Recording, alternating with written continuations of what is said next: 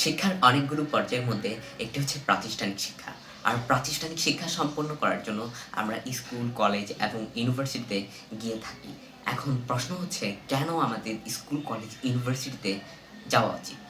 কেন জ্যামের পর জ্যাম ঠেলে, সময়ের পর সময় নষ্ট করে, বাসের পর বাস চেঞ্জ করে আমরা সেখানে যাচ্ছি? অবশ্যই সেখানে পড়া হচ্ছে, তবে সেই পড়া আপনি আপনার বাসার কোনো এক টেবিলে বসে পড়তে পারেন। এবং ১ বছরের জন্য সীমাবদ্ধ সিলেবাসকে আপনি অনায়াসে ৮-৯ মাসে কমপ্লিট করতে পারেন। তবু তাও কেন আমাদের স্কুল, কলেজ এবং ইউনিভার্সিটিতে যাওয়া উচিত? এমন প্রশ্ন যদি আপনার এসে থাকে, তাহলে আজকের ভিডিওটি আপনার জন্য। স্কুল, কলেজ, ইউনিভার্সিটিতে যাওয়ার আমার মতে ৪ টা রিজন কাজ করে। রিজন নাম্বার ১, একটি সার্টিফিকেট বা সনদ পাওয়ার লক্ষ্যে। আমার মতে পৃথিবীর কোনো শিক্ষার্থী স্কুল, কলেজ, ইউনিভার্সিটিতে গিয়ে জমায়িত হতো না একটা নির্দিষ্ট সময় পর যদি সেখানে কোনো সার্টিফিকেট দেওয়া হতো। কেবল বাংলাদেশ নয়, পুরো পৃথিবীর ক্ষেত্রে এই বিষয়টি আমার মতে প্রযোজ্য। অ্যান্ড রিজন নাম্বার ২, ডিসিপ্লিন শেখার লক্ষ্যে।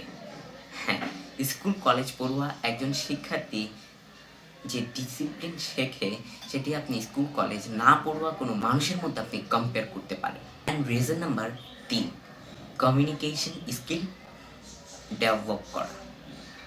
আমার মতে এটি one of the most important reason school, college কিংবা ইউনিভার্সিটিতে যাওয়ার জন্য।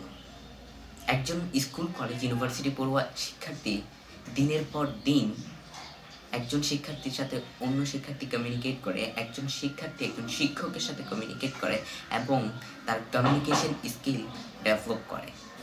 অ্যান্ড রিজন নাম্বার ৪, একজন শিক্ষার্থীর মধ্যে সার্বজনীন একটি মনোভাব ক্রিয়েট করা।